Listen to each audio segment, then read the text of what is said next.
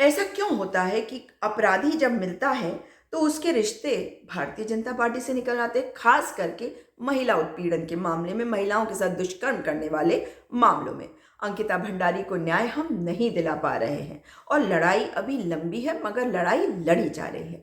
अब एक और मामला आया, वो भी मुख्यमंत्री पुष्कर सिंह धामी, जो प्रचंड बहुमत की प्रचंड अहंकारी सरकार के मुख्यमंत्री हैं।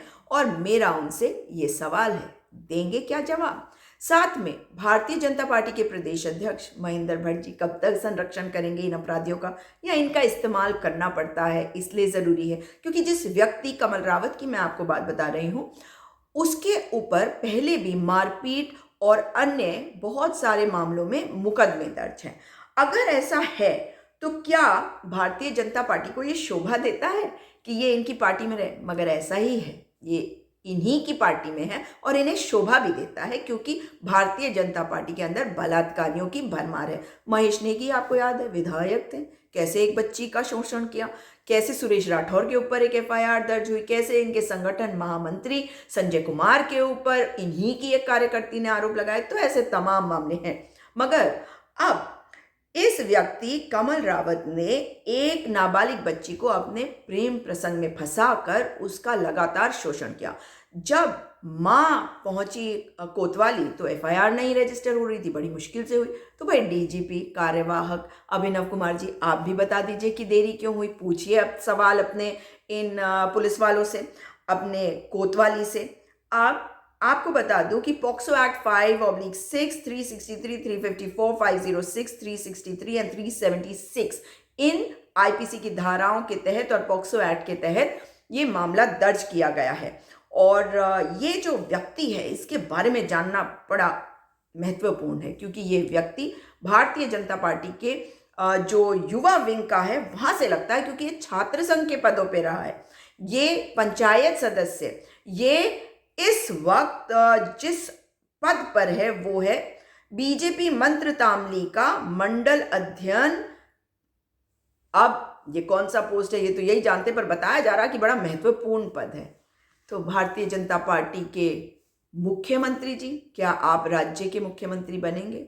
बेटियों का शोषण कब तक होगा? और मैं माता पिताओं से भी पूछना चाहती हूँ, क्या आप बताइए कि आपकी बेटियों के साथ शोषण होता रहे और आपको न्याय ना मिले? आपके आसपास में हैं ये बेटियां, किसी और की हैं बेटियां, भगवान ना करे कि कल को किसी और की बेटी के साथ ऐसा हो जाए। आवाज नहीं उठाएंगे, 5 किलो अनाज में सिमट के रह जाएंगे तो कैसे चलेगा? बेटियों को उनका अधिकार मिलना चाहिए। उत्तराखंड राज्य महिलाओं के बलिदानों से मिला है, इन पुरुषों के कारण नहीं मिला।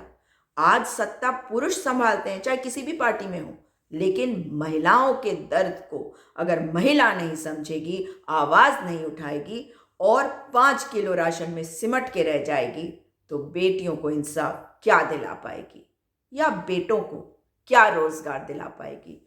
माताएं, बहनें, उठो, आंखें खोलो, अपनी बेटियों के लिए ही सही मगर लड़ाई लड़ो।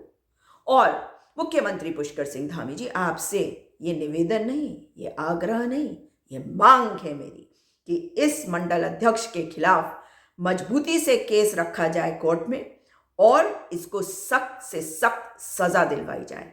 इसने अगर बलात्कार किया है तो इसे मौत की सजा मिलनी चाहिए। प्रावधान है ना, तो क्यों नहीं दिलवा सकते? अगर केस मजबूती से रखेंगे कोर्ट में, आपके हाथ में है, तो अवश्य सजा मिलेगी। और प्रदेश अध्यक्ष भाजपा महेंद्र भट्ट जी, क्या करेंगे आप? संरक्षण करते रहेंगे? कब तक? बेटियों के साथ ये नाइंसाफी कब तक करेगी भाजपा?